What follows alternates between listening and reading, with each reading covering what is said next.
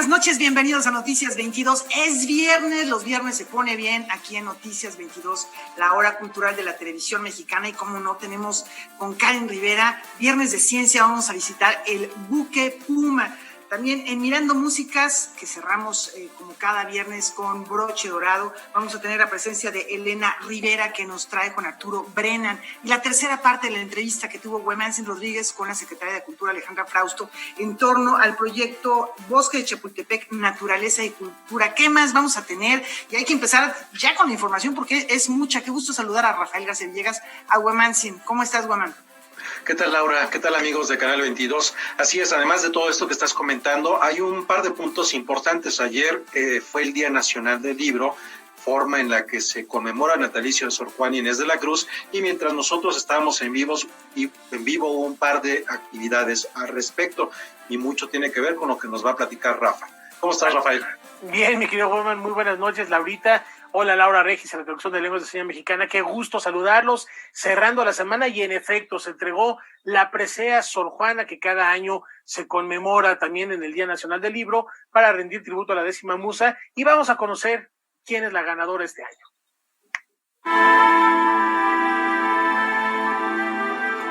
En el 372 aniversario del natalicio de Sor Juana Inés de la Cruz, la Universidad del Claustro de Sor Juana se suma a las conmemoraciones con una serie de actividades que iniciaron este jueves 12 de noviembre con un coloquio que convocó en línea a expertos en la 10ª musa. El coloquio estuvo dedicado a Margot Glantz. Las actividades se extenderán hasta abril, mes en el que se conmemora un aniversario luctuoso más de la célebre poeta. Un coloquio que se llama Preguntas y respuestas a la respuesta, porque hoy, hace muchos años, 320 para ser exactos, se publicó la respuesta a Sor Filotea de la Cruz.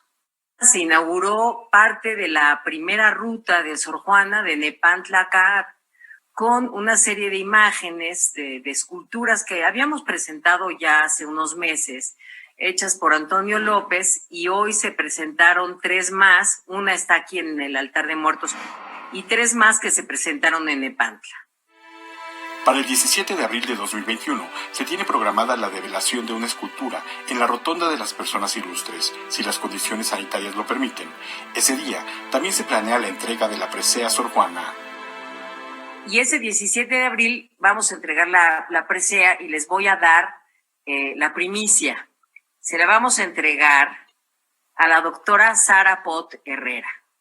La doctora Sara Pot Herrera es una mujer que ha dedicado su vida al estudio de Sor Juana, al estudio, a la difusión, a la promoción, a la publicación de la vida de Sor Juana Inés de la Cruz y de la época.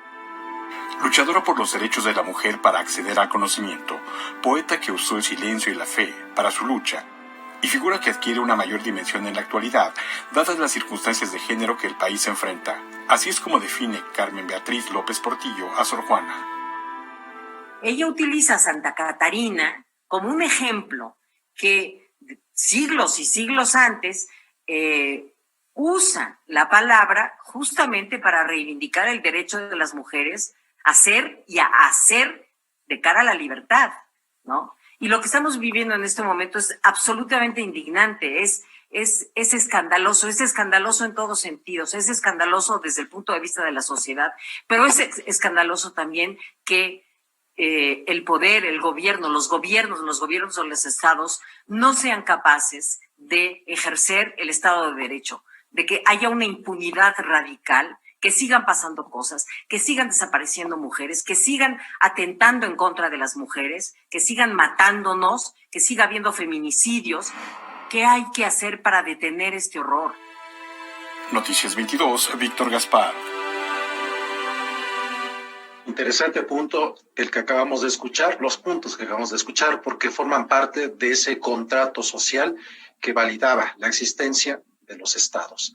Vamos a continuar con más información. Después de que la Feria Internacional del Libro Infantil y Juvenil este año 2020 no se pudiera celebrar por la pandemia, el Fondo de Cultura Económica y la Dirección General de Publicaciones presentan un nuevo festival para reforzar el fomento a la lectura. Hasta el 16 de noviembre se llevará a cabo el Festival de Literatura Infantil y Juvenil con una programación virtual que incluye conciertos, obras de teatro, charlas y presentaciones de libro. En cuanto a autores, tendremos desde la escritora alemana Cornelia Funke, que es así de las autoras más buscadas, va a presentar su libro La Copa de Plomo y Oro. Oliver Jeffers va a estar. El ilustrador holandés Mark Jensen hablará de su libro Alto Monstruos. Cómo aprendí a volar, de Fer de la Cruz, se presentará desde Mérida, que es un autor yucateco que incluso acaba de recibir un reconocimiento. Y como la ciencia tampoco puede faltar, tendremos a Julieta Fierro Grossman con el espectacular fin de una estrella. El encuentro literario tiene el propósito de fortalecer las acciones encaminadas al fomento a la lectura. Tendremos una obra que se llama Sketchando, de Sketch, con el grupo La Troupe, y creo que esa es una de las estrellas que tenemos de programación. Historias de princesas inteligentes y feroces dragones, de Ana Cristina Ortega desde Durango. Cantando desde casa, los trovadores del Mayab. También se desarrollará el Seminario Internacional de Fomento a la Lectura, que se realizará de manera gratuita. Nos lleva a tener un total de 79 librerías. La lista de librerías está en las páginas de internet. 79 librerías que van a tener los materiales que se van a estar promoviendo en el festival. Entonces, esto nos permite una red realmente muy grande. El encuentro literario se transmitirá a través de las redes sociales del Fondo de Cultura Económica, Alas y Raíces, así como en la plataforma Contigo en la Distancia. Noticias 22, Óscar Cortés. Y bueno, hablando del fomento a la lectura, de los libros, ayer se reflexionó al respecto, esto en el contexto de la entrega de los premios Caniem al Arte Editorial 2020. Durante la ceremonia de entrega, integrantes del Consejo Directivo de la Cámara destacaron el papel de los libros como una base fundamental de la educación en México y hablaron también, desde luego, reconocieron la difícil situación que aqueja a la industria actualmente. Vamos a ver más.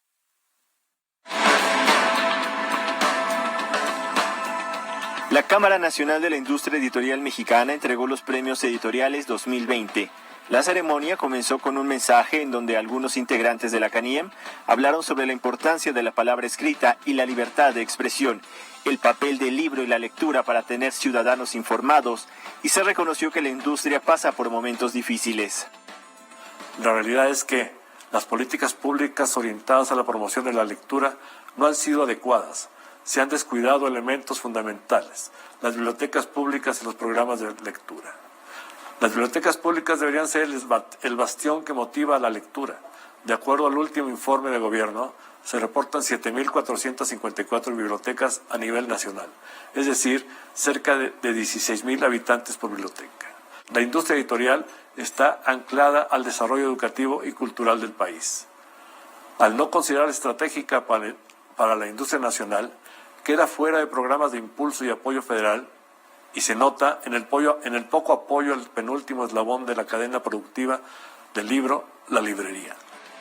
Posteriormente se presentó el libro conmemorativo, el cual este año fue Las genealogías de Margot Glantz.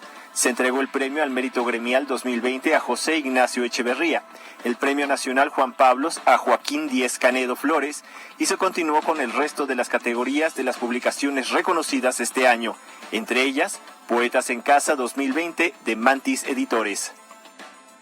Mucho es la ansiedad, la incertidumbre, el miedo, como yo mencionaba en la presentación. Hay autores que nos dicen que están sintiendo el miedo de lo que está ocurriendo en el mundo, ¿no? Precisando en algunos este momento, pero en otros lo que está ocurriendo en general con las cuestiones políticas, sociales y la crisis económica, esta caída del sistema global que también les pega a los poetas y que los hace reflexionar. Muchos van por ese lado del desaliento, pero también es verdad que hay otros que nos dan esperanza. Coral Bracho, Marco Antonio Campos, Yolanda Castaño, Leopoldo Castilla, en total 21 poetas, fueron reunidos en este volumen. Por ejemplo, el caso de Gamoneda es una revisión, ahora que dices regresar que hacía el maestro Pacheco, una segunda versión de un poema que ya había trabajado Gamoneda en algún libro, y entonces como tal, en el libro no aparece, es una segunda versión de un poema, una versión más extendida, mucho más actualizada, y esto es lo que yo señalo como la vigencia, como la frescura de los poetas. El texto de Adalbert está visto desde la ventana y él dice que siente este miedo de los pájaros que se pueden estrellar y romper el vidrio, y que lo siente tanto también como si fuera su corazón, porque es no poder salir, ¿no? Esta angustia de estar encerrados, y al contrario de las aves que ellas están libres afuera, él se siente el ave que está encerrada y que lo único que puede contactar con los otros pájaros es un vidrio. Noticias 22, Alberto Aranda. Es momento de hacer una pausa, tenemos más al volver.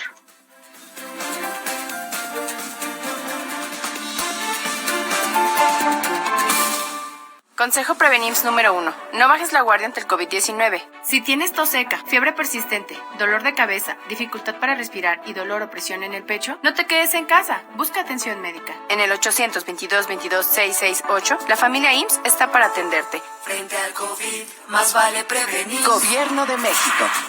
Me siento confundido. Ya no tengo oportunidades. Nada es como antes. Extraño a mis amigos. Estoy desesperado. Me siento muy triste. Atrapado. Atrapada. Nadie me escucha. Nadie me entiende. Esta situación nadie la esperaba, pero recuerda que no estás solo. Si la estás pasando mal, Centros de Integración Juvenil te acompaña. Tenemos más de 50 años apoyando a la juventud.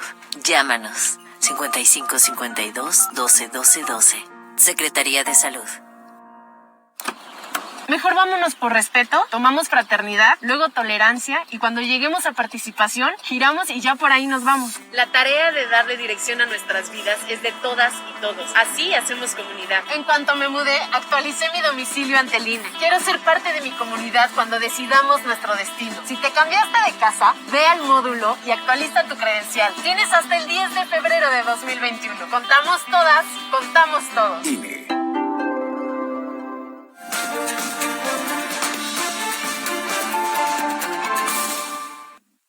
Les presentamos la tercera parte de esta charla que sostuvo Huemanzin Rodríguez con la titular de la Secretaría de Cultura Federal, Alejandra Frausto. En esta ocasión se refieren al proyecto Bosque de Chapultepec, Naturaleza y Cultura. Continuamos en esta conversación con Alejandra Frausto Guerrero. Estamos aquí en el Museo Nacional de Antropología e Historia.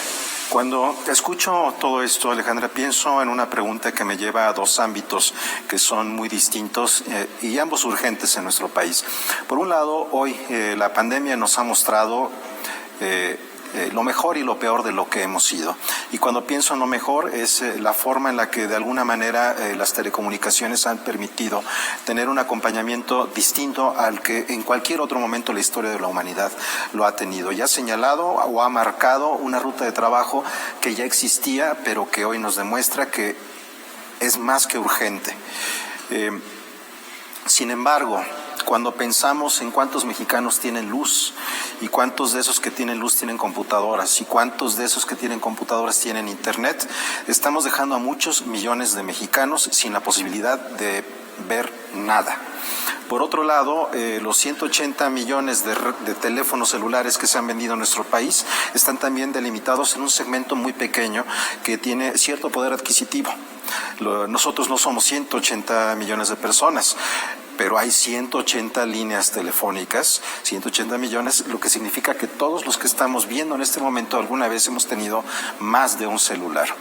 Muchos otros mexicanos no tienen la posibilidad de tener contacto con cualquiera de estas políticas en estas plataformas que son importantes y atienden a quienes hoy tienen esta tecnología.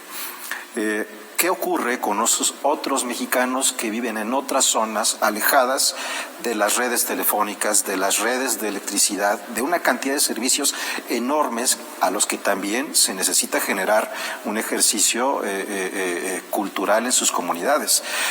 Pienso en eso y al mismo tiempo en otros proyectos que han sido duramente cuestionados, como el caso de Chapultepec. ¿De qué manera Chapultepec significa algo representativo dentro de una dinámica cultural, al tiempo de que también hay necesidades como estas que pensamos con otros mexicanos para llevar la cultura? ¿Cómo poner en la balanza las diferentes actividades de la Secretaría. Totalmente. Estás hablando de un tema de derechos culturales. Como sabes, los derechos culturales son derechos humanos y tienen que, como muchos derechos humanos en este país, no llevaban un cabal cumplimiento. Nosotros enfocamos nuestros esfuerzos desde el inicio de esta administración en esas fisuras de las que hablas, en donde la cultura se sentía como un privilegio para unos cuantos, siendo un valor muy profundo de cada una de las regiones del país, pero también una herramienta de paz en zonas de violencia, también una herramienta de cohesión en zonas donde el tejido social está deteriorado. Y ahí es donde en esta pandemia efectivamente hay muchos lugares en donde no hay redes, en donde no hay internet, en donde para tener acceso a un teléfono inteligente o a capacidad de bajar fotos o lo que sea, no se tienen los recursos para ello. Ahí todos los semilleros creativos de cultura comunitaria, más de 300, nunca pararon sus actividades. Los maestros acudían a las casas de los jóvenes con sana distancia para continuar dándoles posibilidad de estar en contacto con un desarrollo creativo. Este es un esfuerzo enorme que hay que seguir haciendo, desde las zonas en donde nunca se ha tocado antes con una política cultural tan contundente, porque ahí ellos los que antes eran invisibles son el centro de una agenda ahora. Este gobierno ha apostado por conectar a todo este país con Internet y es un proyecto que está caminando, que obviamente la pandemia ha retrasado parte de este proyecto, pero el presidente ha sido muy contundente en lograr a México conectado con Internet, porque tiene que ver también con temas de seguridad, tiene que ver con temas no solo de comunicarnos para todo lo que estamos hablando aquí, tiene enormes implicaciones económicas, de seguridad, de muchos temas cuando tú tienes una zona desconectada o conectada. Ahora, el proyecto de Chapultepec está en esta Ciudad de México. Podría sonar en una contradicción con todo lo que estamos hablando de descentralización, de todos estos esfuerzos de ir a los lugares más profundos, pero si no estuviéramos en esos lugares, claro que podría ser cuestionable. Chapultepec es un proyecto totalmente abierto a que participen los talentos de todo este país. Y va a ser un espacio de convocatoria, va a ser un espacio en donde una apuesta a un proyecto cultural ambicioso, tan grande, no solo por su dimensión, porque pueda lograr ser el espacio de cultura y naturaleza más grande del mundo, sino es un espacio también de cultura, de justicia urbana. Hay un bosque de Chapultepec donde estamos, en donde la parte poniente no tiene acceso, en donde está prácticamente amurallado como estaba antes Los Pinos, el bosque, para un espacio de inclusión, de espacios abiertos. Los espacios abiertos han tomado un papel muy importante en esta época. Sabemos que es un espacio más seguro para poder vivir no solamente en convivencia familiar, sino también un espacio para las expresiones culturales. Y este será un gran espacio para convocar a artistas, a creadores de todas las disciplinas y de todo el país, para que sea un punto de llegada, un punto de partida en un gran espacio que tiene esta vocación.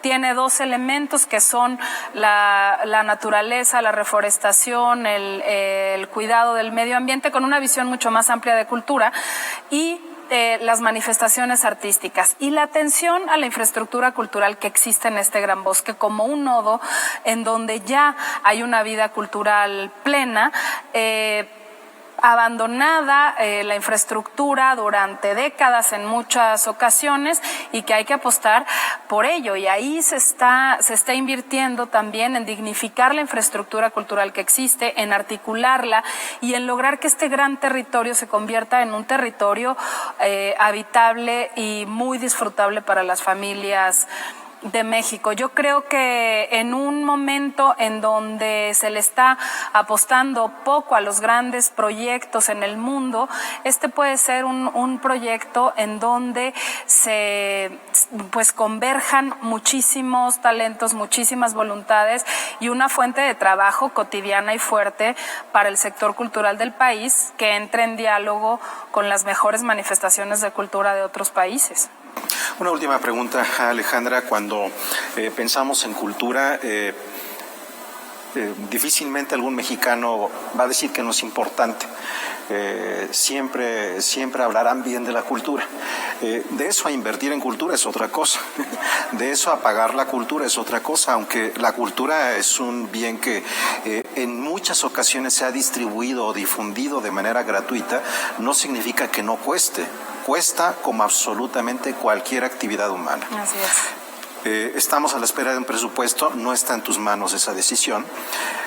Pero la pregunta me parece curioso para quienes nos hemos dedicado a esto hace tantos años, en donde pareciera que debería de haber una seducción cada inicio de sexenio para decir la cultura cuesta y cuesta mucho y cuesta horas persona, cuesta infraestructura y cuesta dinero. ¿Cómo lograr sacudir la alcancía? Pues con mucha voluntad. Y no solamente, o sea, del sector público, sin duda, efectivamente ahorita el proceso del presupuesto está en manos del legislativo. Esta administración paró pues la disminución que se tenía en el presupuesto destinado a cultura desde la llegada y después fue incrementando. Es uno de los pocos sectores en donde hay un incremento. Viene un año difícil y creo que hay que ser muy responsables en el gasto, hay que convocar, como lo estamos haciendo, al sector privado a que se involucre en esta participación, así como hay una cultura de mecenazgo en el mundo, pues ir fortaleciendo también esa parte donde la iniciativa privada de la mano del sector público podemos hacer mucho más. Por supuesto que estamos hablando de un sector económico. Si en algo quedó claro en esta pandemia fue el valor económico al que siempre nos referíamos, ¿no? A la cultura como un sector económico. Y este vacío que deja la inactividad nos permitió incluso medirlo. Y eso son de esos males que te generan una herramienta con la que no contabas. Por ejemplo, una herramienta como Telar, en donde pudimos tener un primer censo que sigue abierto y que invitamos a los agentes culturales a que se registren en esta gran plataforma, nos permite tener un diagnóstico del país mucho más grande.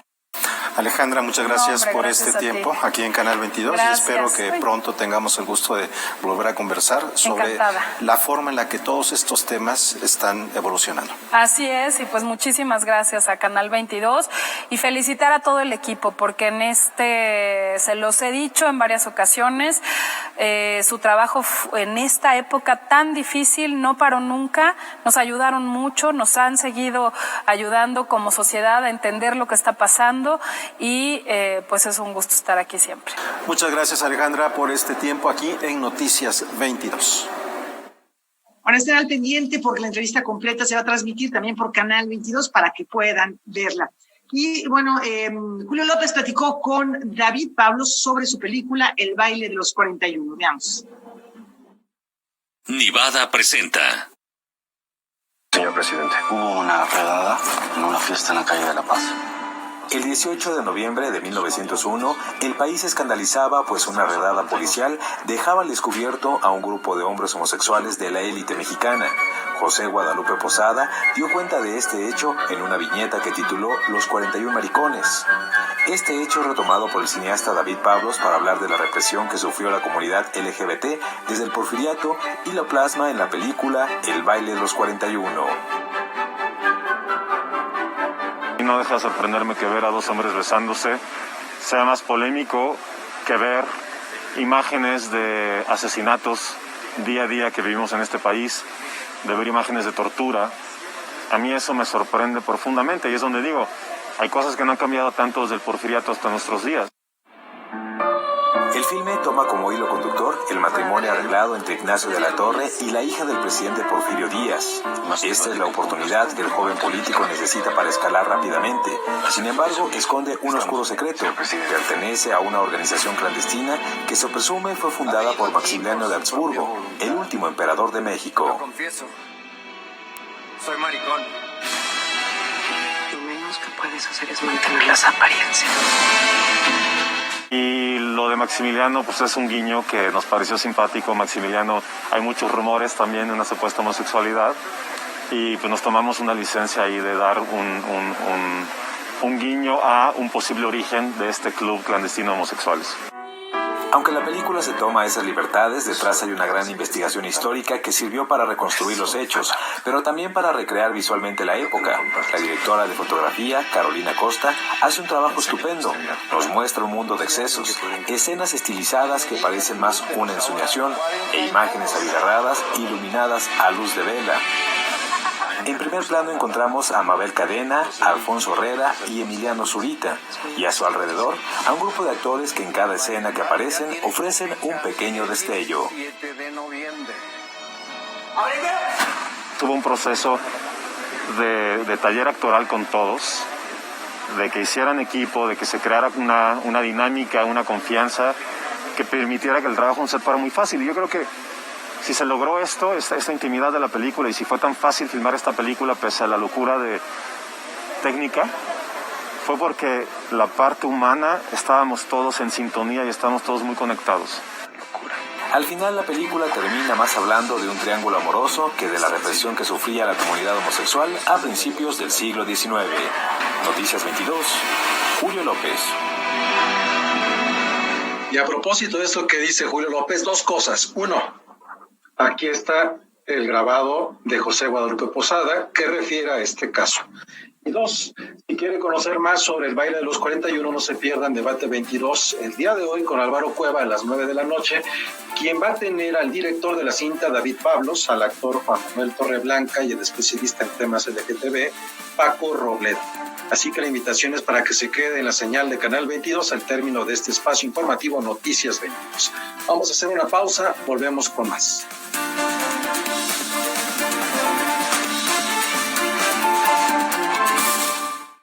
Consejo Prevenims número 30 para ti que vives con hipertensión. La hipertensión te pone en mayor riesgo de complicaciones si enfermas de COVID-19. Por eso, refuerza las medidas de prevención. Sigue las indicaciones de tu médico, monitorea tu presión, duerme bien, aliméntate saludablemente y haz ejercicio. Frente al COVID, más vale prevenir. IMSS. ¿Qué tal, amigos de Semanario N22? Mi nombre es Huemansin y quiero invitarlos a que nos acompañen a nuestro siguiente programa dedicado al cambio climático. Haremos un recorrido desde Campeche con las abejas y terminaremos en el Polo Norte y también cuestionaremos cuánto contamina la industria de la moda. Todo esto y más, próximo sábado por Canal 22. Sábado, 18 horas.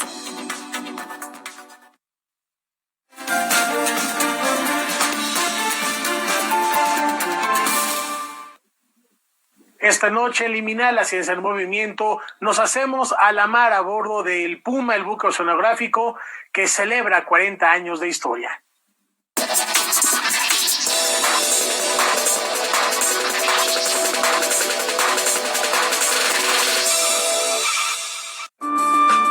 ¿Qué tal? Qué gusto saludarlos en Liminal, la ciencia en movimiento. El 14 de diciembre, el buque oceanográfico El Puma cumple 40 años en alta mar. Hasta ahora ha recorrido más de 700,000 millas náuticas, algo así como 1,296,000 kilómetros, y ha permitido desarrollar campañas de investigación relacionadas con la fauna marina, la energía, el cambio climático y los nutrientes marítimos. En la sección de hoy, conmemoramos este aniversario de la mano de la doctora Ligia Pérez, de la UNAM.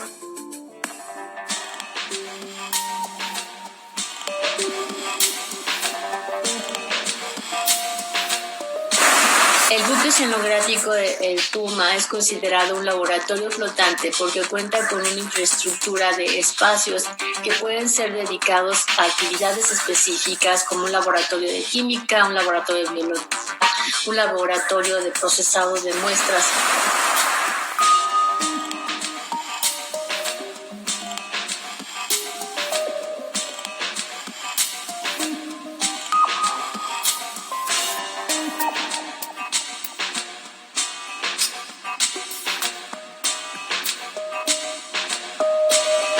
Este buque realizó su primera campaña de investigación oceanográfica en 1981 y hasta ahora lleva más de 375 estudios científicos. La estructura de la embarcación mide 50 metros de longitud y 10.3 metros de ancho. A bordo viajan 15 miembros de la tripulación, desde el capitán hasta el cocinero. Tiene cabida para 20 científicos, ya sea investigadores o estudiantes. Está dividido en cubiertas, como la cubierta de trabajo, que permite arrojar los instrumentos al fondo del mar, y alberga una central de observaciones, laboratorios, una biblioteca y camarotes. Vale la pena destacar que en un inicio los proyectos estuvieron enfocados a conocer la biodiversidad de los mares mexicanos. Esto es realmente un gran reto si consideramos que tenemos más de 3 millones de kilómetros cuadrados de espacio marítimo para investigar, que es mucho más, es como 1.5 más que el territorio continental. Los ecosistemas y su sostenibilidad, la acidificación de los océanos, la gestión y explotación de recursos naturales, la seguridad marítima y el papel crítico que tiene el océano en el clima son parte de los temas en los que se centran las investigaciones actuales a bordo del barco.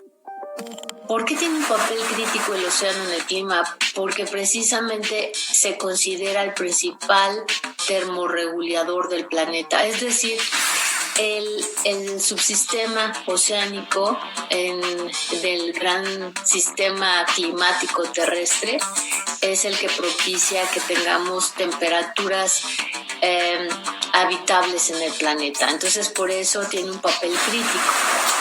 La intención es que este tipo de embarcaciones siga navegando y se sigan haciendo observaciones y captando diferentes datos de diferentes parámetros para tener una base de datos compartida, no solamente a nivel nacional, sino que pueda servir para toda la comunidad internacional.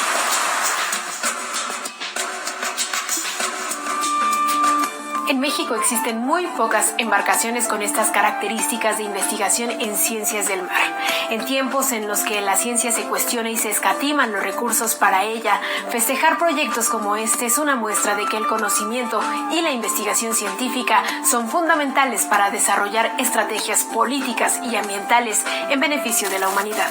Hasta aquí la información. Hasta la próxima. El poeta, editor y ensayista David Huerta dedicará hoy su columna al hispanista francés Robert Jam. Adelante, David.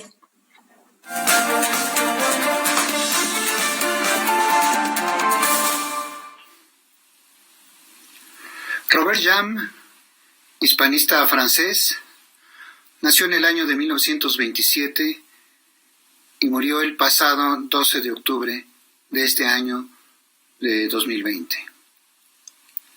Es profundamente significativo, justicia poética, coincidencia, un poco de magia, el hecho de que Jam naciera precisamente en 1927, año gongorino por excelencia.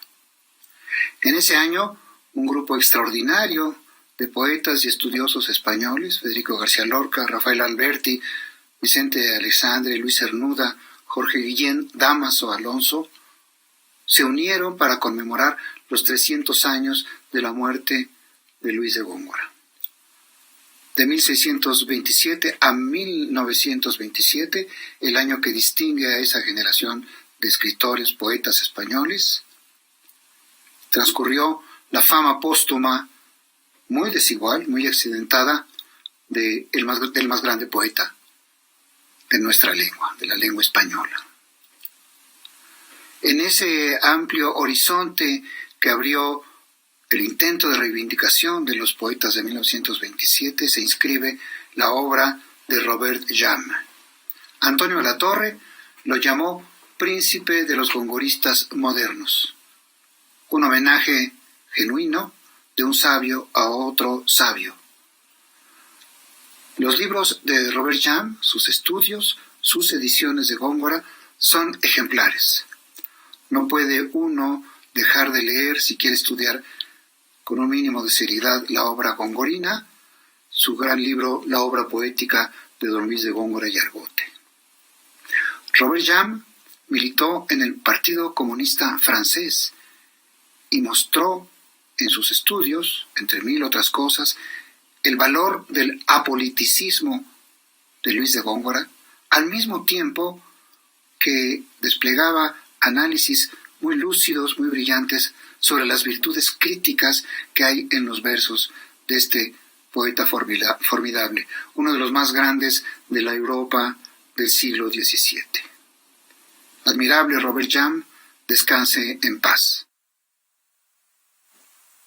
Muchas gracias a nuestro querido David Huerta por esta participación aquí en Noticias 22. Vamos a más. Del 19 al 22 de noviembre se va a celebrar la 9ª edición del Festival Internacional de Cine Fantástico Feratum.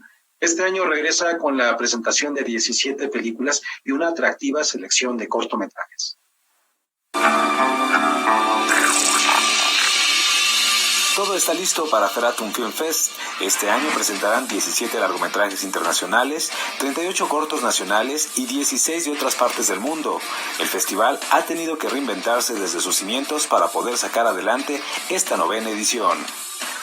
Este año, Pátzcuaro se suma como una sede más a la ya tradicional Tlalpujahua, que aunque no vamos a tener eventos presenciales en Tlalpujahua, vamos a estar de manera virtual en el pueblo, con transmisiones en vivo. Las actividades presenciales en Pátzcuaro se realizarán en 2 sedes, en el Teatro Emperador Calzónzin y en la Plaza Vasco de Quiroga. Además de disfrutar de la oferta cultural y gastronómica, los visitantes podrán ver los cortometrajes del Rally Feratum, la presentación de Perdida de Jorge Michel Grau, la exhibición de Cuidado con lo que deseas de Agustín El Oso Tapia y el estreno mundial de Aztec, una antología de historias mexicanas. Todos los eventos se realizarán cumpliendo con estrictos protocolos de seguridad. Los turistas que acudan y que amen este género de cine de terror y fantasía se encontrarán con una ciudad preparada y lista para que ellos se sientan seguros, sobre todo por la pandemia.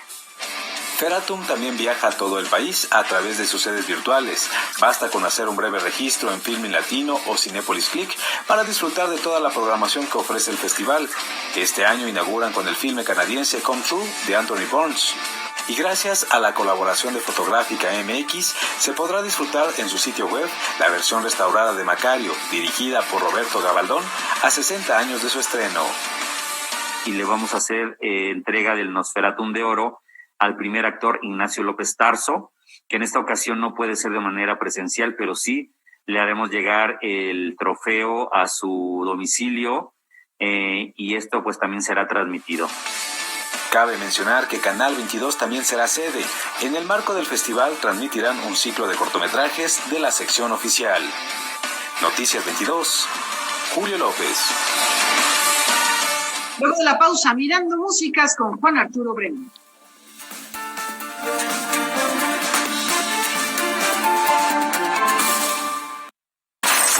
No podría ir peor, y en un intento desesperado por encontrar capital para salvar la cirugía de su prometida, él cometerá un robo.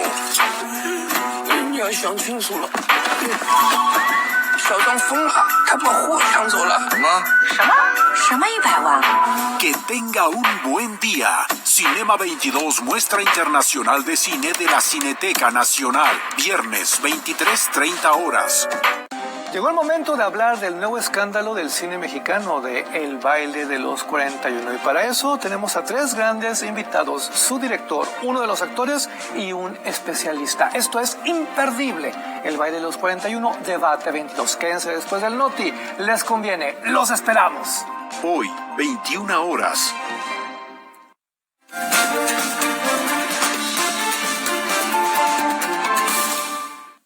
Me quito el sombrero y en partida doble, invitada de lujo que tiene esta noche, Juan Arturo Brennan.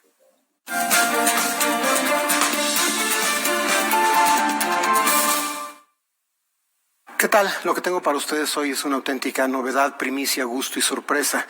Mi primera entrevista presencial para Mirando Músicas en 8 meses.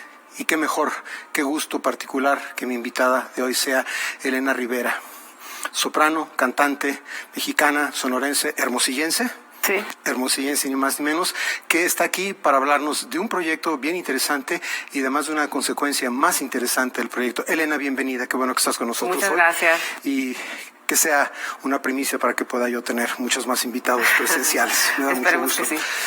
The Juliet Letters es un ciclo de canciones y es un disco que has grabado tú con el Cuarteto Latinoamericano. Cuéntanos brevemente cómo surgió el proyecto. ¿La idea fue tuya, de ellos, conjunta? ¿Cómo fue? Fue una idea que ellos me propusieron en una visita que hicieron a la ciudad de Hermosillo en un festival del Pitic en el 2016. Y al terminar el concierto, Saúl, el primer violín del Cuarteto Latinoamericano, se acercó a mi camerino para decirme que si me interesaba grabar un disco con ellos. Y la verdad que para mí fue una sorpresa muy grande porque yo siempre he sido una gran admiradora del Cuarteto Latinoamericano. Y bueno, fue un camino largo porque no es fácil en estos tiempos para un artista independiente muchas veces conseguir todos los medios para realizar un proyecto así. Pero al final lo conseguimos y bueno, el resultado ha sido muy lindo. La verdad, ha sido un proyecto que en los conciertos que nos hemos presentado ha resultado bastante atractivo y pensamos que hicimos bien el trabajo. Evidentemente lo hicieron bien. De hecho, el disco es este, pero no se preocupen en tratar de acercarse porque pronto aparecerá la portada en sus pantallas. Elena, ustedes han hecho, tú y el Cuarteto Latinoamericano han hecho este ciclo de canciones, ¿cuántas veces en vivo? Les hemos hecho realmente muy pocas veces, porque también coincidió cuando ya teníamos la producción realizada y los primeros conciertos hechos donde habíamos tenido bastante éxito.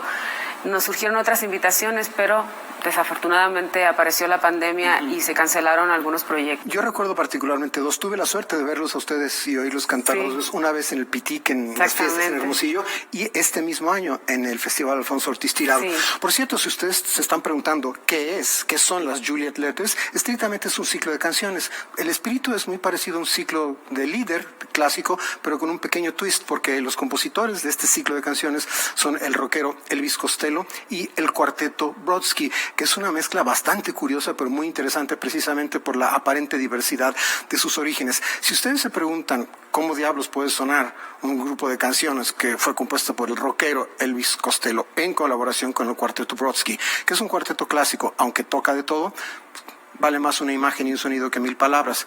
Vamos a escuchar una de las canciones. Se titula Jackson, Monk and Rowe, del ciclo The Juliet Letters.